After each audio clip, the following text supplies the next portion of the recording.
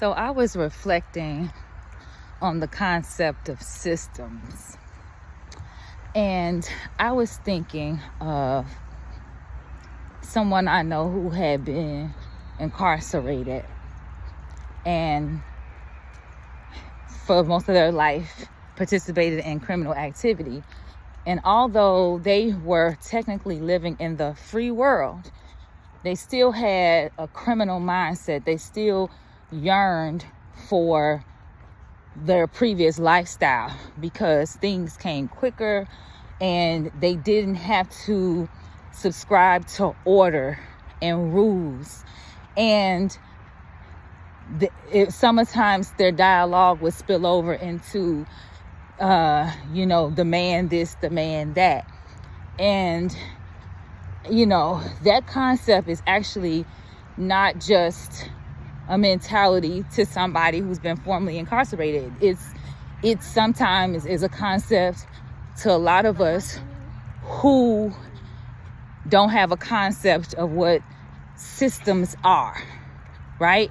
So let's just talk about the broadest context is that I live in America.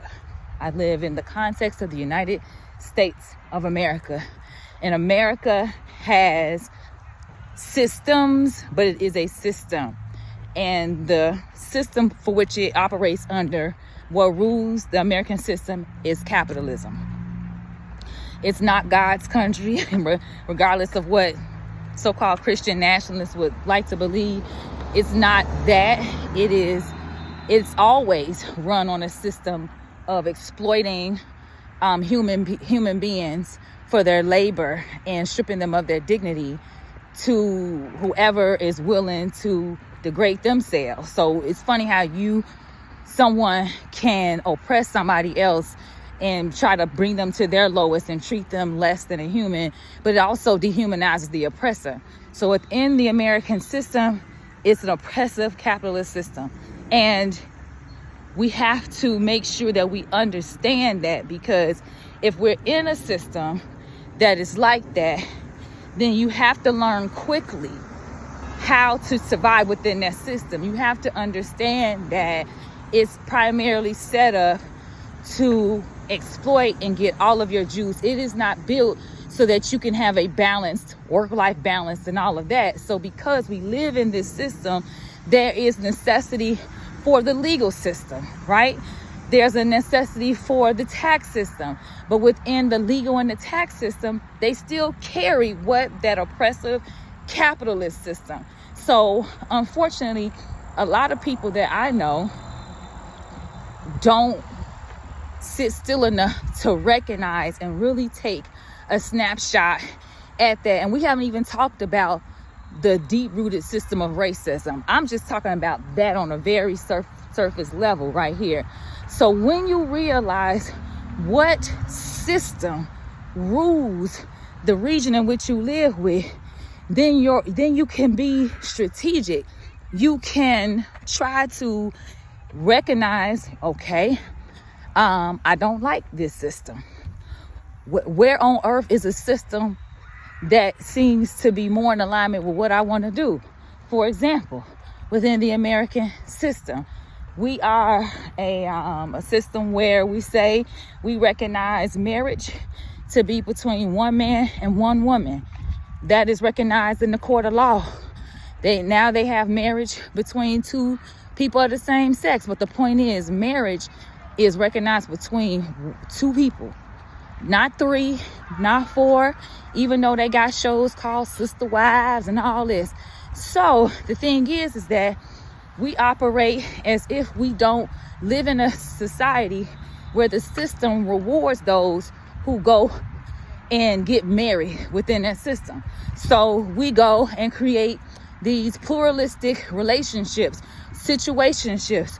We have babies for people who are not married to us. And then we get upset when it doesn't work out and we are broke, busted, and disgusted, as Tony Gaskin says. And so we buck against the system where the most imperfect as it is, people can tout all day long, oh, marriage ain't guaranteed, and they don't believe in God. I get it, but the system is set up to benefit those who commit under law in the form of marriage, right? So again, if you don't like the American system that rewards people for marriage, then why are you here? Go to the country where it is legal to marry, to have multiple spouses. Go there. Submit to that system and that religion and all of that. But don't you sir, ma'am, alone are not that powerful to dismantle the existing system.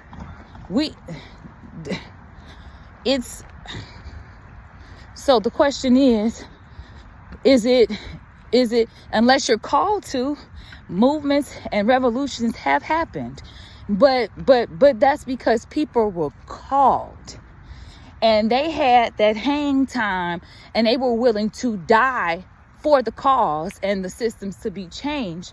But most of us are regular people. We are tired and we got bills. Most of us have a regular system things and are not called to be the revolutionary. So where's your energy spent? If the system that you live in doesn't work, then go to where the system is that you desire, right? Here's a personal example. I reflect on being a very young woman with lots of hope and ambition when I got my first corporate job.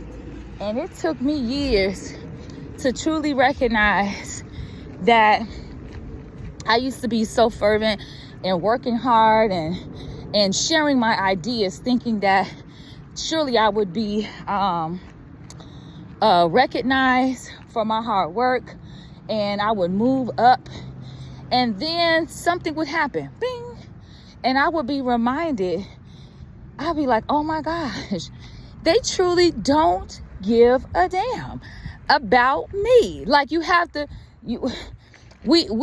will put all our faith and energy in things that are not benefiting. Like we're in a system, but we don't recognize that the system is not for us. And so once I got an understanding of that, I redirected my energy. I stopped getting mad at a system that I did not understand and hadn't taken time to understand, and said, I have to adjust my expectations. I am responsible for my life. And if this is a system that I don't adhere to, then I'm out. So when I evaluate my own life, and I look at the systems that have worked for me in the past, or maybe there's a lack of a system, like I need to implement something because I refuse to recognize that in the space and time that I'm in, that a new system needs to be in place. When you see things raggedy and reoccurring in your life, that's because you don't have systems in place. You are refusing and going against the current system, and it doesn't work. And that is a sign that you need to fine tune and get in line, get a system. Because, I don't know. That's it. That was all. He stopped me right there. Systems.